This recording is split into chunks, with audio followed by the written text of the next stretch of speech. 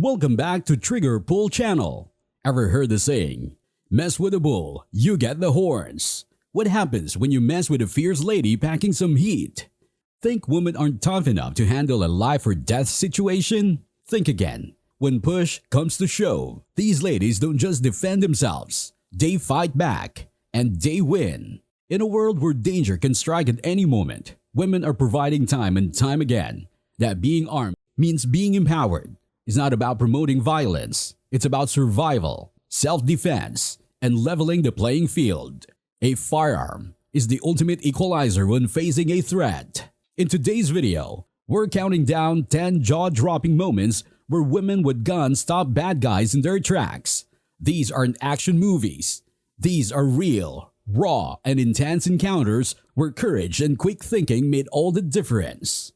But before we dive in, don't forget to hit the subscribe button and turn on notifications. We bring you real stories of self-defense, Second Amendment content, and the truth that mainstream media often ignores. If you're all about personal safety and empowerment, you're in the right place. Now get ready because these fearless women didn't back down and their stories will leave you speechless. Number 10. May 24, Philadelphia, Pennsylvania. There's some crazy road rage drama that unfolded around 5:30 p.m. Things were tense on the roads.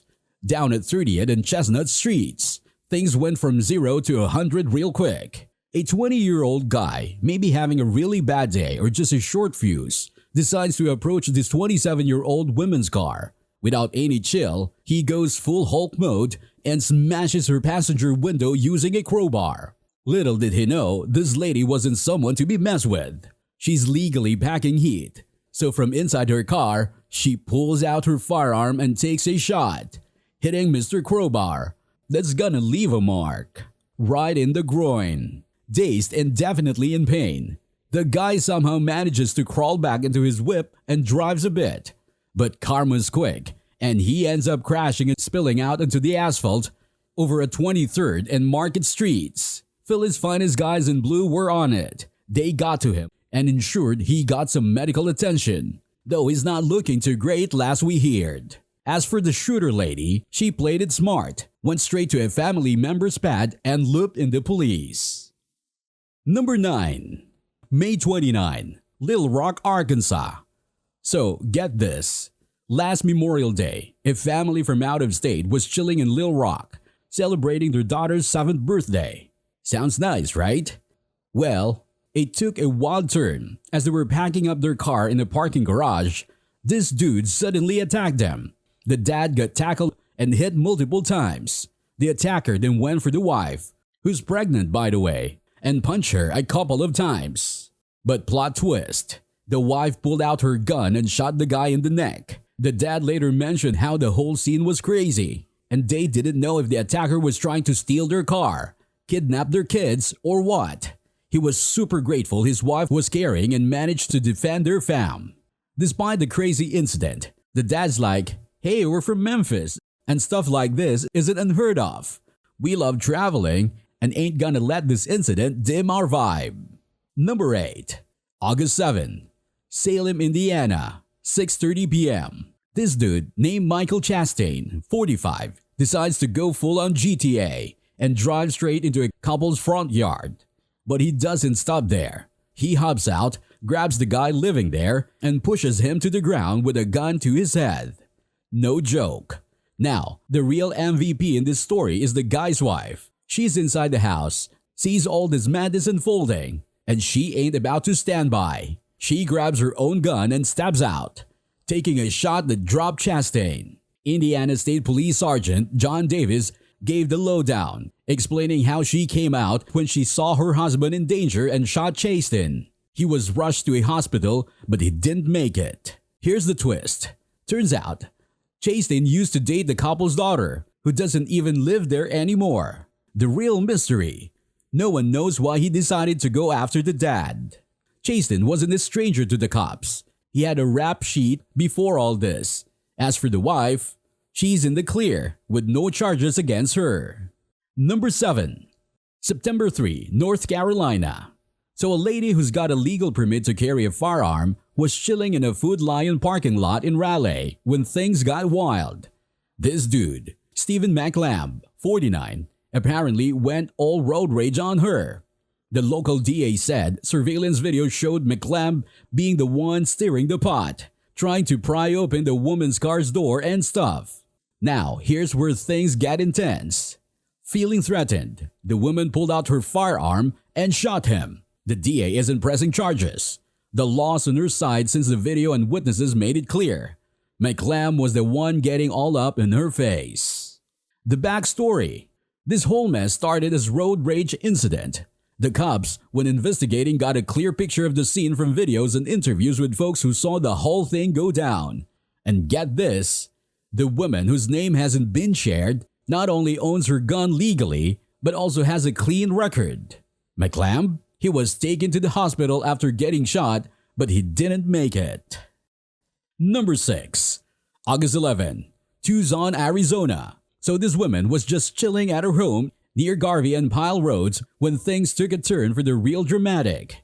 Out of nowhere, this guy, Jason Magrum, 42, tries to break into her place. The police report says it all went down around 2 p.m. on that day. The lady, who's 54 by the way, was home all by herself. She spots Magrum trying to get in and starts hollering at him to hit the road. But this dude wasn't backing down. According to the Pima County Sheriff's Department, instead of getting the hint, he tries even harder to get inside. Here's where things get real. She grabs a handgun and fires a warning shout out a window, trying to spook him away. But Magrum, he's not deterred. He goes for it and tries to snatch the gun from her through the window. Big mistake. She doesn't hold back and fires at him, hitting him for real this time. The guy manages to stumble to her driveway, but that's as far as he got. He went down and didn't get back up. The woman came out unharmed. Thank goodness. And here's the kicker. Magrum wasn't some random dude. He was a registered sex offender from Utah. Number 5. September 23, Patterson, California. Just before 10:30 p.m., stuff got real intense over on Ashwood Lane. The local police got a call about shooting and roll up to find this young dude, Angelo Santana, 22, dead right near the entrance of a house. Here's the wild part. After checking out surveillance footage and chatting with witnesses, turns out Santana was smashed out of his mind and was trying to barge into the house. The dude living there, young Luan, 45, wasn't having any of it. He got right in Santana's face and the two of them end up wrestling right at the front door. But hold on, the plot thickens. Luan's wife, Yui Zhang, 50, and by the way, had just gotten a gun the day before, steps in. Seeing her husband in a throwdown, she takes aim and lets loose of Santana. Now it's worth mentioning, Santana didn't have any weapon on him, but he still wound up dead from the gunshot. Number 4. July 16, Philadelphia. This lady comes back to her apartment on Germantown Avenue, right around 1:30 a.m. on that Sunday, probably expecting to kick back and relax. But what does she find? 2 of these intruders book it out there, but at least 2 get hit. So Phyllis finds roll up and find a guy, goes by the name Jermaine Parker, 48, down with bullet wound in his leg and arm. Dudes rush to the hospital. Not long after, another guy, Randy Miller, 45, is found a bit away on East Seymour Street with a bullet in his back. He's in bad shape, but stable. Turns out, the lady was defending herself when she let off those shots. Both Parker and Miller are now in some deep trouble, slapped with burglary charges and then some. As for the other 2, who knows, man? Cops haven't said if they got hurt in all the action, or if they're still on the run. Number 3. July 29, Houston. Late night, right around 11:30 p.m. In the Shady Acres hood of Houston, things get heated between this couple in a townhome on Enclave at Shady Acres Court. No clue if these 2 were hitched, but they sure were together in some way. Anyway, they're having this big blowout argument and the lady's like, "I'm out of here." She ducks into a closet to grab her stuff. But then, dude comes after her, waving a gun in her face. Seriously, inside the dang closet. Now, here's where it gets even crazier. Our gal's got a little surprise of her own. Tucked away in her purse, her own piece. Without missing a beat, she pulls it out and bam! Dude takes a bullet right to the face. Yikes! When the cops roll up, they find the guy in bad shape and he's rushed to the ER. Meanwhile, the lady, she's taken in for some questioning. It's still a toss-up whether she's gonna face any charges. Looks like the whole thing's gonna head over to Harris County Grand Jury to figure that one out. Number 2. June 17. Big Clifty, Kentucky. So a dude named Basil Ashley, 48, from Fern Creek, gets shot dead in a house over in the Big Clifty area. Grayson County sheriffs called in Kentucky State Police to help figure out what went down. Turns out, Ashley barged into this house on Mount Zion Road and made a beeline straight for a bedroom where this 45-year-old woman was. Now, get this. The two of them had history, like a rocky past relationship with some dark domestic violence stuff. Anyway, after Ashley busts into her room, the lady doesn't hesitate. She shoots him multiple times. The scene was chaotic. Man, Grayson County Coroner's Office had to confirm he was dead on the spot. And then they shipped his body off for an autopsy.